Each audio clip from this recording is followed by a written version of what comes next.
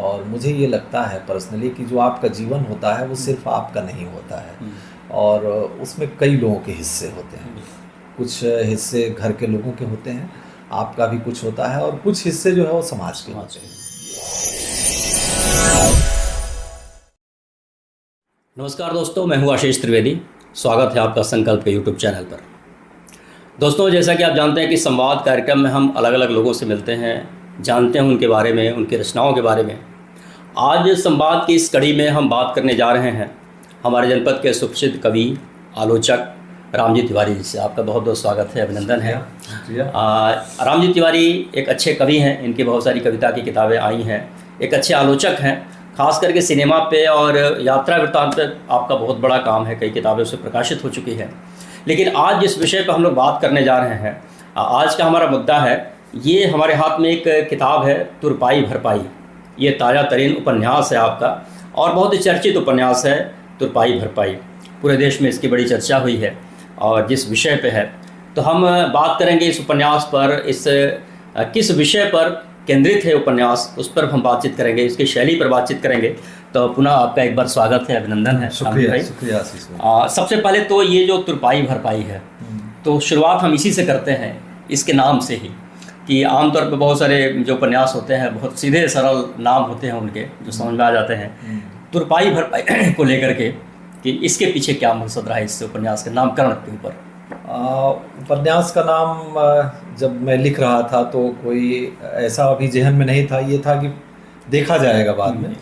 फिर लेकिन नाम पहले कुछ और सोचा था मैंने, लेकिन बाद में इसे मैंने मेरी एक दोस्त हैं और अच्छी कवियत्री हैं शैलजा पाठक जी, और उनको मैंने पढ़ने के लिए भेजा, तो और भी कुछ मित्रों को भेजा था, तो उसमें उन्होंने ये नाम सुझाया था, तुरपाई भरपाई, और मुझे ये नाम पसंद आया।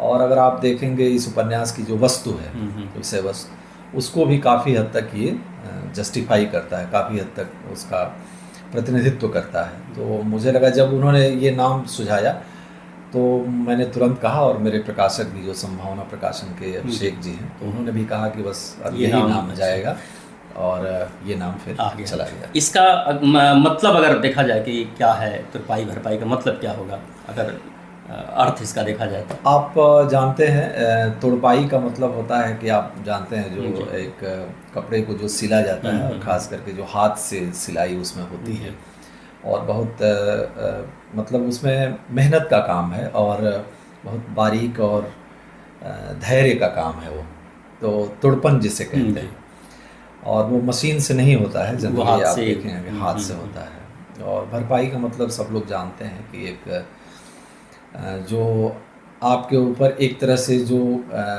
समझिए कि जिम्मेदारी होती है, या आप समझिए कि जो एक तरह से हमको कुछ मिला होता है तो बदले में जो वापस लौटाना होता है, या एक समाज को चलाने के लिए जो चीज़ें होती हैं कि कुछ हमको मिला और हमने कुछ समाज को दिया। तो ये पहला जो है तुरपाई का मतलब मैंने बताया, जैसे कि एक बारीक काम जो काफ़ी मेहनत भरा काम है, और दूसरा काम जो वापस समाज को लौटाने का काम है। तो आप देखेंगे इस उपन्यास में आप पढ़ने के बाद ये पता चलेगा कि ये दोनों नाम जो है उससे जस्टिफाई करते हैं। ये एक तरह से देखा जाए तो रिश्तों की तुरपाई और भरपाई है इस पूरे उपन्यास का जो केंद्रीय वस्तु है, केंद्रीय तत्व है इसमें। इस उपन्यास को पढ़ते हुए हमने महसूस किया कि इसकी जो शैली है, एक तो लगता है कि आत्मकथात्मक शैली है ये, और आत्मकथात्मक शैली में अपने समाज के इर्द गिर्द जो हमारे में चीज़ें घट रही हैं, जो सामाजिक ताना बाना है, उसको आपने बड़े शिद्दत के साथ इसमें जो है प्रयोग किया है।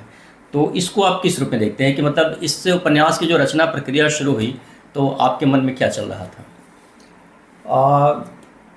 मैंने भूमिका में उसमें लिखा भी है कि पहला जो मैंने ड्राफ्ट किया था तो वो मुझे लगा था कि मैं संस्मरण के रूप में कर रहा था।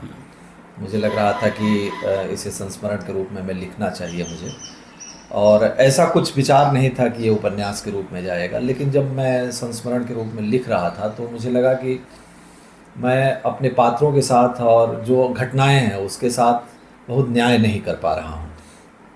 उसमें ये लग रहा था कि वो चूँकि घटनाएं बहुत इतनी नज़दीक से जुड़ी हुई थी कि जैसे आदमी होता है कि हर चीज़ कह नहीं सकता। तो फिर मुझे लगा कि ये बात जो है वो मुझे उपन्यास की तरफ ले जानी चाहिए, जिसमें वो कहानी सिर्फ मतलब मेरी न रह के, वो आप बीती न रह के जग बीती हो जाए। तो उपन्यास ने मुझे ये अवसर दिया कि मैंने जैसे कहते हैं लोग कि जो भी कथा आप कहते हैं एक तरह से वो कथा आपकी ही होती है, लेकिन वो आपकी सिर्फ अगर कथा है तो कोई क्यों पढ़ेगा।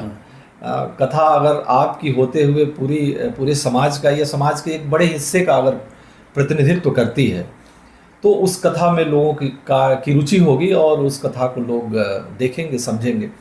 तो इस तरह से उपन्यास ने मुझे ये अवसर दिया कि उस कथा को मैं अपने से बाहर ले जा सकूं, और फिर वो जिसमें आप देखेंगे कि जो एक कथानक में मैं होता है, मैं बस उतना ही हूँ, बाकी वो समाज का हिस्सा है। और वो जो कथा है, कहानी है, वो आप बीती थोड़ी सी है, जग बीती ज़्यादा है।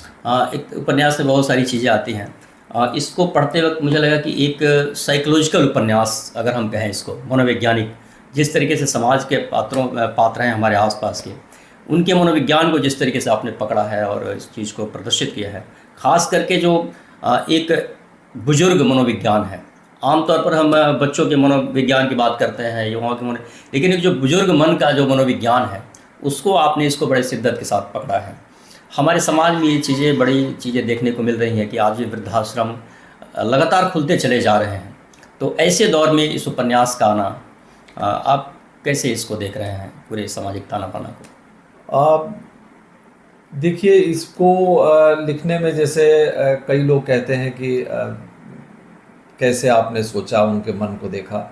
मुझे लगता है कि जैसे जो जुड़ाव रहा है, आप जैसे मैं यहाँ पे हूँ गांव में और यहीं पैदा हुआ और मैं यहीं पे हूँ, अभी मेरी उम्र 50 से अधिक हो रही है, तो पूरा लगभग मेरा जीवन यहीं पे है। और अच्छी बात यह है कि जो मेरे आसपास लोग हैं, जैसे मेरे माँ बाप भी, मेरे पिता 88 की उम्र में गुजरे, अभी 4-5 साल पहले, 5-6 साल हुआ। और माँ अभी मेरे साथ हैं, 94 में वो प्रवेश कर गई हैं, 93 की हैं। इसके अलावा यहाँ रहने के दौरान बहुत सारे आसपास के बुज़ुर्ग लोगों को देखने का अवसर भी है, और बहुत वो अवसर जैसे सेकंड हैंड नहीं है, वो थर्ड हैंड नहीं है, एकदम से प्रत्यक्ष अवसर है, क्योंकि उनके बच्चे बाहर रहते हैं, ज़्यादातर लोगों के, उनकी अपनी व्यस्तताएं हैं, जीवन है। तो अपने माँ बाप को, अपने आसपास के जो बूढ़े बुज़ुर्ग लोग हैं, जो रिश्तेदार नातेदार में लोग हैं, उनके फर्स्ट हैंड अनुभवों को देखते हुए मुझे लगा कि उनकी बात भी मतलब कही जानी चाहिए, और जो लोग उनके साथ जीवन जी रहे हैं तो उनकी भी बात कही जानी चाहिए। तो आप देखेंगे कि कहीं से भी इसमें आप एक चीज़ महसूस करेंगे कि जो लोग बाहर रहते हैं या निकल गए हैं, वो लोग बहुत नॉस्टैल्जिक होते हैं, आते हैं गांव को तो, या अपने माँ बाप को लेके तो, लेकिन कुछ दिनों के लिए। जब बहुत लंबा समय गुजरने लगता है तो वो चीज़ें जो है वो उस तरह से नहीं जाती हैं, वो बड़े विद्रूप रूप में सामने आती हैं, क्योंकि हकीकत से सामना होता है। तो मैंने उन सारे पक्षों को रखने का प्रयास किया है कि कोई भी उसमें जैसे नायक नहीं है और कोई उसमें खलनायक नहीं है। जो जीवन है वो है सामान्य, जो चीज़ें है पूरे समाज में। और बुजुर्ग लोग भी अच्छे हो सकते हैं, और बुजुर्ग लोगों में भी कमियां हो सकती हैं, जैसे नए लोगों में अच्छाइयाँ हैं और नए लोगों में भी कमियां हैं। तो वो पूरे समाज में फैला हुआ है, किसी को हम देवता ना बना दें, और कोई यहाँ पे कहें तो दानव भी नहीं है, कोई खराब भी नहीं है, सब में कुछ जो स्वभावगत अच्छाइयाँ बुराइयाँ हैं, मैंने उसी रूप में रखने का प्रयास किया। एक पलायन बड़ी समस्या है हमारे यहाँ, और उस पलायन का दर्द सबसे ज़्यादा अगर कोई झेलता है उस चीज़ को अपने ऊपर, तो वो बुजुर्ग हैं। तो इसको कैसे देखा जाए इस समाज में, जिस तरीके से पलायन बदस्तूर जारी है अभी, और माँ बाप का एक सपना होता है कि हम अपने बच्चों को पढ़ा लिखा करके उनको अच्छी नौकरी मिले। आपके उपन्यास में जिक्र है कि नायक को प्रमोशन मिलता है, वो दूसरी जगह उसका ट्रांसफ़र भी हो सकता था, लेकिन वो अपने माँ बाप की सेवा करने के लिए अपने ट्रांसफ़र को, अपने जो पदोन्नत है उसको छोड़ देता है, वो नायक, वो यहाँ रह जाता है। लेकिन आमतौर पर ऐसा नहीं होता है। आमतौर पर ये है कि अगर छोटी सी नौकरी मिल जाए, छोटा सा प्रमोशन मिल जाए, तो अपने माँ बाप, घर परिवार सब कुछ छोड़ करके वो जो लड़का बाहर निकल जाता है। तो ये जो एक समस्या है पलायन की, उसको आप कैसे देख रहे हैं इस दौर में? देखिए, हम लोग जिस क्षेत्र में है, पूर्वी उत्तर प्रदेश का जो इलाका है, इसमें आप देखेंगे तो रोज़गार की स्थिति बहुत ख़राब है। कल कारखाने हैं नहीं, उद्योग धंधे हैं नहीं। आप शुरू से ही देखें तो आप तो रंगमंच के हैं, विदेशिया जैसा नाटक भिखारी ठाकुर ने इसी पलायन पे ही लिखा था, और तब पूरब की तरफ लोग जाते थे, कलकत्ता जाते थे।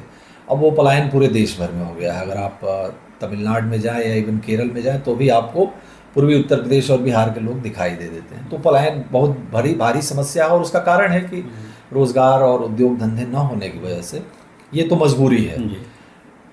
बुजुर्ग लोगों के साथ दिक्कत क्या है, जैसे पहले के समाज में क्या था कि जो मेरा अनुभव कहता है कि जो संयुक्त परिवार थे इस मामले में, वो बच्चों के लिए कहा जाता था कि बच्चों की परवरिश ज़्यादा बेहतर होती है, लेकिन मुझे लगता है कि बुज़ुर्ग लोगों की परवरिश के लिए वो बहुत आवश्यक थे। क्योंकि बुज़ुर्ग लोग जो है जैसे उनकी परवरिश बच्चों से थोड़ी कठिन होती है। बच्चों में क्या होता है कि छोटे होते हैं, उनमें एक उम्मीद होती है, और उनको आप डांट सकते हैं, बोल सकते हैं, उनको आप सिखा सकते हैं, और उनको आपको ये लगता है कि कुछ समय बाद ये सीख जाएगा। बुज़ुर्ग लोगों में आपको ये उम्मीद नहीं होती, वो आपको ये लगता है कि अरे अब ये नहीं सीखेंगे और ख़राब ही होगा, तो आप बार बार लोग झुझला जाते हैं।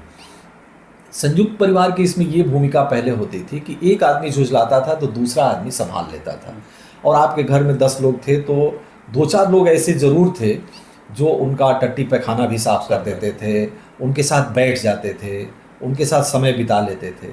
तो संयुक्त परिवार के टूटने का सबसे बड़ा नुकसान भारतीय समाज में बुजुर्ग लोगों पे पड़ा है। अब तो हम उसको लौटा नहीं सकते, एकल परिवार बनते जा रहे हैं, सब लोग चाहते हैं हम अलग रहें भाई भाई से, या इवन अब मैं देख रहा हूँ अपने गांव में भी कुछ कहानियाँ ऐसी हैं कि या आसपास की पिता से पुत्र भी अब अलग रह रहे हैं।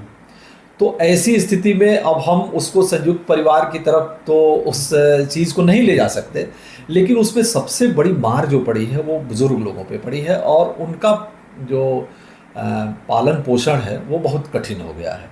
अब अकेले आप रहते हैं घर में, और अगर आपके माँ बाप हैं तो उनसे बात करने के लिए ना मेरे पास समय है ना लोगों के पास समय है, और फिर हम सारा चीज़ उनका देखते हैं तो एक समय बाद भ्रष्ट होने लगते हैं, झुझलाने लगते हैं, तो उन पे असर पड़ने लगता है। तो इन सब सारी चीज़ों को मैंने महसूस किया, और मुझे ये लगा कि इसका कहीं ना कहीं संयुक्त परिवार के टूटने का सबसे बड़ा दुष्परिणाम बुजुर्ग लोगों ने झेला है। और अगर हम भारतीय समाज में कहें तो भले ही हम संयुक्त परिवार को न लौटा पाएँ, लेकिन कुछ ऐसी एक व्यवस्था ज़रूर होनी चाहिए जो कि बुजुर्ग लोगों की देख रेख कर सके, नहीं तो ये बहुत बड़ा सामाजिक संकट खड़ा होने वाला है।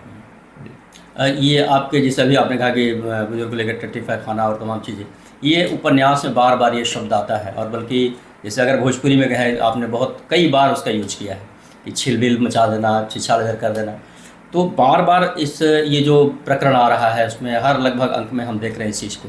तो इसको लेकर के ये भी हो रहा है कि मतलब ये चीज़ें एक्सेस हुई हैं, या फिर इसको देखें तो मतलब जैसे कैसे इसको देखा जाए कि रिपीटेशन एक तरह से बार बार हुआ है वहाँ पे। असल में आप अगर मान लीजिए कि किसी के घर में कोई बुजुर्ग है और वो मान लीजिए कि 80 पार कर गया लगभग, एक मानिए, तो सामान्य रूप से शरीर भी कमज़ोर होता है और बीमारियां भी हो जाती हैं। तो 80 पार कर गया और अगर वो 90 तक सरवाइव कर गया तो जो, या 75 पार कर गया 90 तक सरवाइव कर गया, तो अपवाद को छोड़ दीजिए तो ज़्यादातर लोगों की उस समय जो शारीरिक स्थिति होती है वो उतनी काबिल नहीं होती कि वो अपने से सारी चीज़ों को कर पाएँ। और इसमें अगर आप देखें तो जो इसमें एक पात्र हैं जो मानसिक रूप से भी परेशान हैं और बीमार हैं मानसिक रूप से, तो उसमें और भी स्थिति खराब हो जाती है कि बुज़ुर्ग भी हैं और मानसिक रूप से भी अक्सर होता भी है। आप देखेंगे कि 70-70 के उम्र के बाद या 75 की उम्र के बाद आदमी भूलने का शिकार हो जाता है। बहुत तरह की दिक्कतें होती हैं मानसिक भी, जैसे शरीर कमज़ोर होता है वैसे मन भी कमज़ोर होता है। तो वहाँ पे क्या होता है कि ये बहुत कॉमन प्रॉब्लम हो जाती है। और आप देखेंगे कि अगर आप बात करें जो लोग जिनके माँ बाप हैं और उन लोगों ने माँ बाप को नहीं देख रेख किया, तो जो सबसे बड़ा डर होता है उनको कि वो आएंगे अगर घर में या मैं उनके साथ रहूँगा तो बहुत गंदगी मचा देंगे। और ये डर कोई अनायास नहीं है, ये स्वाभाविक है। तो इसलिए मैंने जो महसूस किया कि एक बुज़ुर्ग आदमी, एक बुज़ुर्ग दंपत जो उसके साथ रह रहे हैं और वो मानसिक रूप से भी बीमार हैं, तो उसमें जो चीज़ें जैसे घटित हो रही हैं, मुझे लगा कि उपन्यास में उसको एज इट इज आना चाहिए। और हम कोई जैसे एक आदर्श बनाकर कोई चीज़ ना दे दें कि जैसे बुजुर्ग लोगों के लिए भाई हम ये कह दें कि अरे कोई परेशानी नहीं है, उसमें आप आसानी से उनकी देखभाल कर सकते हैं, तो ऐसा मैं नहीं कहना चाहता, ऐसा है नहीं। और हम ये भी ना कहें कि भाई ये हो ही नहीं पाएगा। है क्या कि जैसे आप अपने बच्चे से प्रेम करते हैं, अगर आप उनसे प्रेम करते हैं अपने माँ बाप से या अपने बुजुर्ग लोगों से, तो मुझे लगता है कि वो सब चीज़ें भी हो जाएंगी। उसमें लेकिन वो जो दिक्कतें आनी है वो भी आप उसके लिए भी आपको मैंने कोई चाहता है कि वो बुजुर्ग लोगों के साथ रहे और अपने माँ बाप को वो देख रेख करे उनकी, तो उसको इसके लिए भी तैयार रहना पड़ेगा जी। हाँ, इसकी जो एक जो महिला पात्र उमा बराबर उस नायक के साथ खड़ी होती है, झुझलाती भी है, परेशान भी होती है, फिर भी उसके साथ हमेशा जो है खड़ी रहती है। तो एक जो वर्तमान जो दौर है, वर्तमान समय में जो औरतें बार बार चाहती है कि हम अपने पति को लेकर के अलग हो जाएं या इन सब झंझटों से अलग हो जाए, एक अलग दुनिया हम जिए, और वो पूरी ज़िंदगी गुजर जाती है उस बूढ़े माँ बाप की सेवा करने में, उस जो नायिका की। तो वो कैसे आप देखते हैं उस चीज़ को? देखिए, ये तो बहुत कॉमन चीज़ है कि जो इस समय समाज का ट्रेंड है कि जिसमें आप देखेंगे कि शादी होती है और लोग, एक मेरे मित्र हैं और मैंने देखा उनको कि शादी हुई और उन्होंने ये कहा कि सबसे दूर मैं कहाँ जा सकता हूँ। अच्छा। तो उन्होंने वो सबसे दूर की जगह का चुनाव किया। तो ये एक ट्रेंड है इस समय कि और इसमें मुझे लगता है कि सिर्फ महिलाओं को दोष देना ठीक नहीं है, जो पुरुष और महिला दोनों लोग लगभग आज के समय में चाहते हैं और सबकी महत्वाकांक्षाएं हैं जो जिस तरह से समाज है।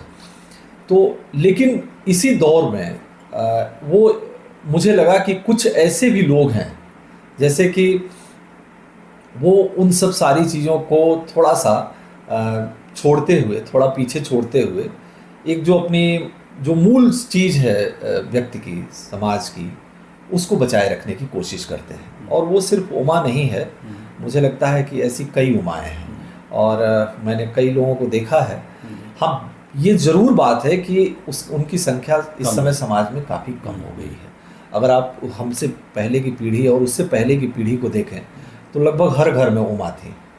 आज की पीढ़ी में क्या है कि अपवाद स्वरूप मिलती है, लेकिन ऐसा नहीं है कि नहीं है, कम है। मुझे किशन पटनायक की बात याद आती है कि वो कहते थे कि ऐसा दौर आया है इस समय कि हम अपना सामान्य काम भी करते हैं तो लोग कहते हैं कि आप बहुत बड़ा काम कर रहे हैं, क्योंकि लोगों ने अपना सामान्य काम करना भी छोड़ दिया है। और दरअसल उमा जैसा होना कोई बड़ी बात नहीं है एक मतलब जीवन में। सबको अपने माँ बाप की देखरेख करनी चाहिए, अपने सास ससुर की या अपने बुजुर्ग लोगों की। है क्या कि पहले सब लोग करते थे तो वो नोटिस नहीं था या अपवाद स्वरूप कोई छोड़ देता था, बहुतायत संख्या में लोग करते थे। अब क्या है कि बहुतायत संख्या में लोगों ने छोड़ दिया है करना, इसलिए जो लोग कर रहे हैं थोड़े मोड़े लोग, वो नोटिस लिए जा रहे हैं और उनसे कहा जा रहा है कि आपने तो बहुत बड़ा काम कर दिया, जबकि हकीकत है कि उन्होंने एक मानव होने का, मनुष्य होने का नाते जो एक सामान्य काम है बस उतना ही किया है। मुझे जहाँ तक पता है कि आप बहुत सारी किताबें खरीद करके लाते हैं, तो आपकी सबसे पहली पाठिका आपकी पत्नी होती है, भाभी जी होती हैं। तो जाहिर सी बात है कि इस उपन्यास की भी वो पाठिका रही होंगी। तो एक कैरेक्टर जो कि खुद का उनका ही कैरेक्टर एक देखा जाए एक तरीके से उसमें है वो, तो उसके बाद उनकी क्या प्रतिक्रिया रही उपन्यास को पढ़ने के बाद? ये तो जब मैं लिख रहा था तो उनको पता था कि ये कुछ लिख रहे हैं, लेकिन क्या लिख रहे हैं ये नहीं था। फिर बाद में बीच बीच में मैंने शेयर भी किया, हम लोगों ने बात भी की। और आप देखेंगे इस उपन्यास में भी तो जो नायिका भी है, जो उमा है, उमा का जो कैरेक्टर है, वो भी कोई ऐसा नहीं है कि जो आसमान से उतरा कोई आदर्श लेकर, या जो नायक भी है उसके अंदर भी जो मानवोचित जो कमियां होनी चाहिए वो उसके अंदर भी है।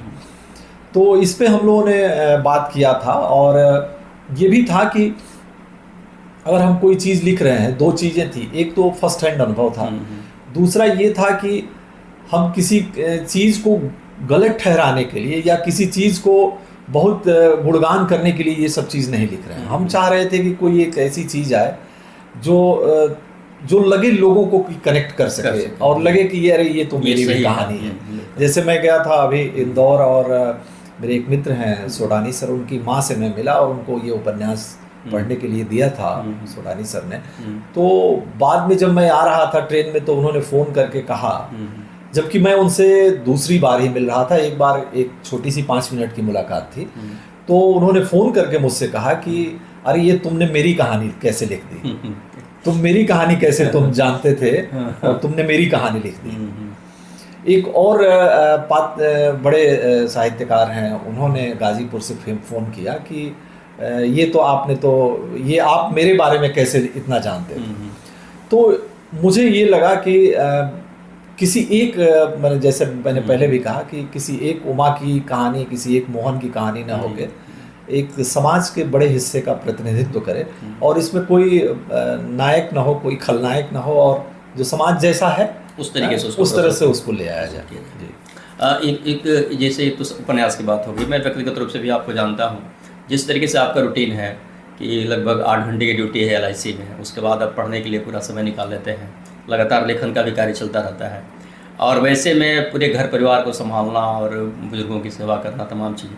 इस उपन्यास को पढ़ने के बाद कहीं ये लगता है कि जैसे एक आइडियल पुरुष के रूप में या आइडियोलॉजी के रूप में हम लोग देखने लगते हैं कि क्या आज के दौर में भी ऐसा संभव है क्या, कि इतना समय कैसे आदमी निकाल लेता है, जबकि हर आदमी आज के दौर में इतना बिजी है कि उससे जब आप पूछेंगे तो कहे कि मैं फलाने काम में बिजी, मतलब एक सेकंड का उसका जो है व्यस्तता है उसकी। तो ऐसे समय में कैसे सब सारी चीज़ आप कर लेते हैं?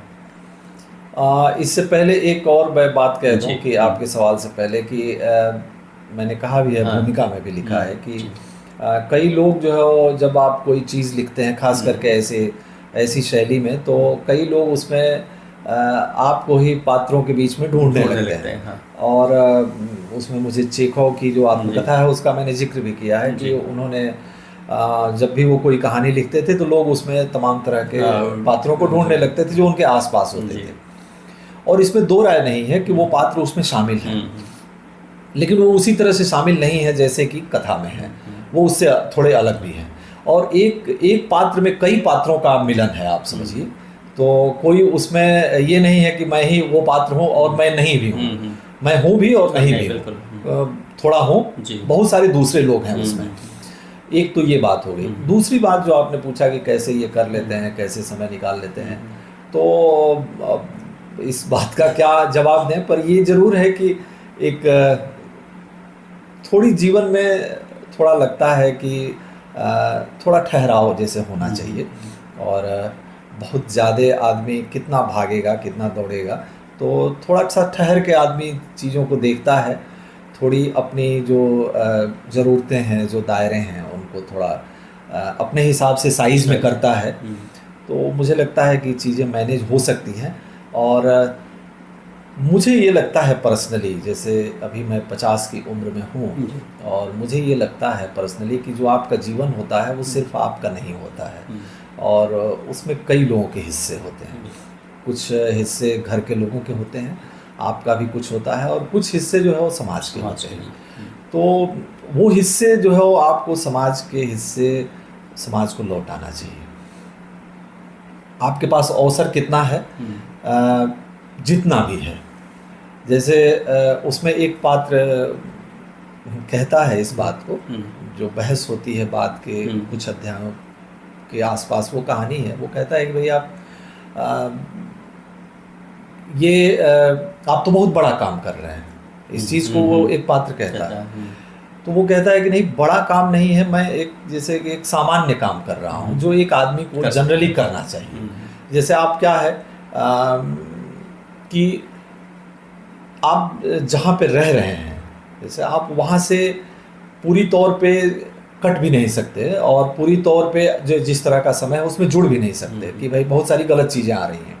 लेकिन आप अगर यहाँ पे हैं, जैसे मैं गांव में रहता हूँ, तो मुझे गांव में रहने का एक सबसे बड़ा जो कारण दिखाई देता है कि मुझे लगता है कि यहाँ पे ऐसे बहुत सारे लोग हैं जिनकी मुझे ज़रूरत है, और उनकी मैं उस समय जो है थोड़ी बहुत मदद ज़रूर कर सकता हूँ, और वो जो थोड़ी बहुत मदद है वो उनको काफ़ी बड़ी लगती है।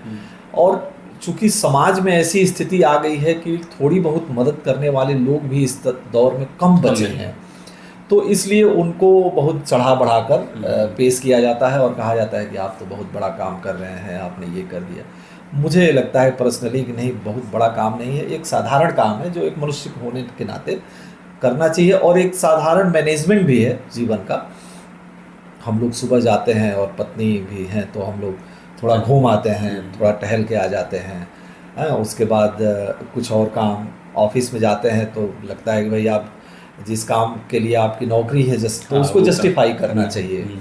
फिर शाम को निकलते हैं तो कुछ जो और काम है, थोड़ा शाम को आते हैं तो पढ़ना लिखना, और ये नहीं बहुत आपाधापी कि मेरे मित्रों ने इतना किताब लिख लिया और उन्होंने, तो जो मैं एक लिमिटेड अपने समय में कर सकता हूँ वो करने का प्रयास करता हूँ। थोड़ा जीवन को बहुत तेज़ नहीं करता हूँ, जितना चलना चाहिए जो मैं चला सकता हूँ जी वो मैं प्रयास करता हूँ। बहुत बहुत धन्यवाद। और आपने इस पुस्तक पर आपने बातचीत किया। और मित्रों, ये तुरपाई भरपाई उपन्यास आप ज़रूर पढ़ें।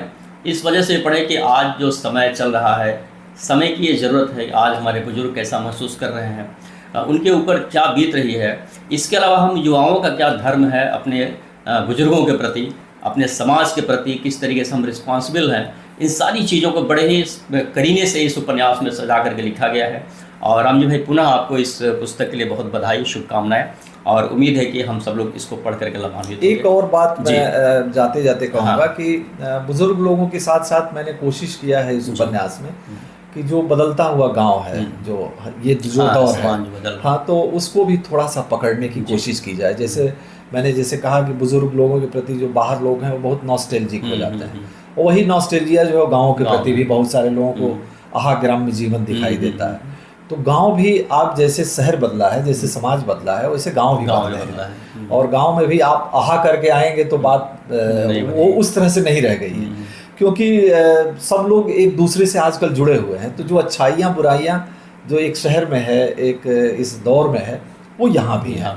तो उसको भी मैंने कोशिश की है कि उसको भी थोड़ा पकड़ा जाए। और बाकी तो जो पाठक हैं वो पढ़ें और उसके बाद उनकी प्रतिक्रियाएं हों। और जैसे ये लिखने के बाद कोई चीज़ लेखक की नहीं रह जाती है, उस पर उसको सफाई भी नहीं देना चाहिए और कोई बात भी कम ही कहनी चाहिए, चूँकि आपका आग्रह था।